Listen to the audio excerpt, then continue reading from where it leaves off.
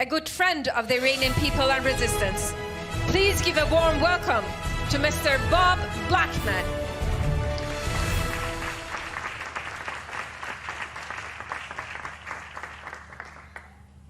Well, thank you, dear friends, and my pleasure in joining you on a virtual basis.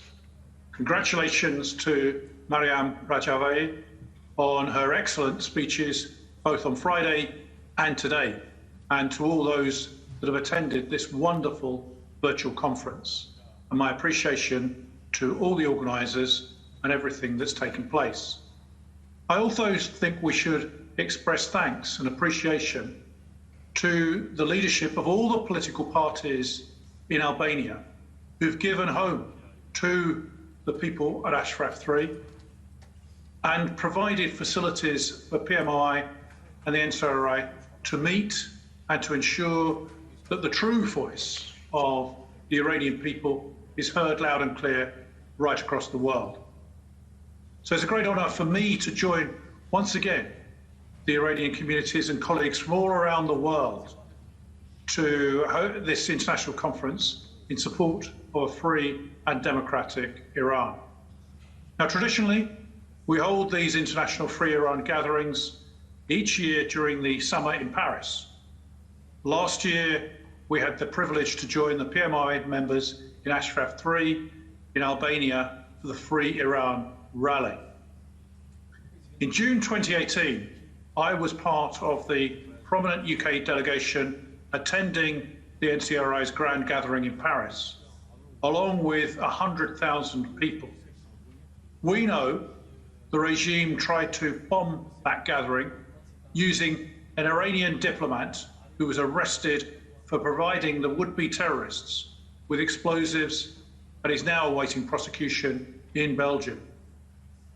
So while the regime is unable to stop the NCRI's message of hope and democratic change from spreading in the Iranian society, in particular amongst the youth, it tried to kill the messenger, the NCRI and Madame Rajavi.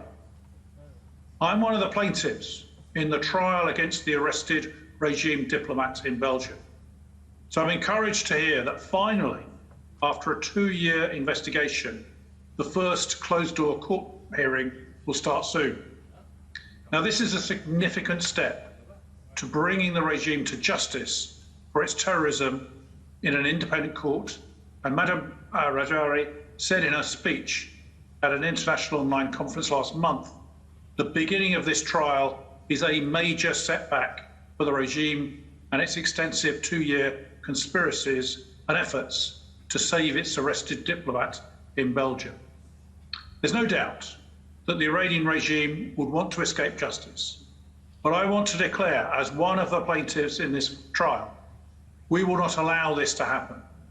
We have a handful of evidence to show this regime's heavy involvement in terrorist activities on European soil, and by providing the court with all this evidence, we'll ensure that the so-called diplomat will be held accountable for the malicious crime he was planning to commit at the order of his boss, Javad Zarif, as well as Khamenei himself. I hope that the trial in Belgium is just the start for a series of accountability processes against this regime, something the international community has failed to do in the last 40 years. It is also of great importance because it should and will be a turning point in the foreign policy adopted by European governments vis-à-vis the Iranian regime so far. So I also hope my government, the UK government, will soon join our American ally in proscribing the IRGC in its entirety as a terrorist organisation, which is the real description of this paramilitary organisation that only answers to the supreme leader. In addition, I hope to see Iranian embassies shut down in all European capitals and the diplomats returned to Iran before all in London. So I send my regards and appreciation to everyone participating in this excellent international conference, which I believe is a world record, and it demonstrates the world backing for the NCRI, the PMOI, the free Iranian people to return Iran to democracy under President-elect Maryam Rajavi.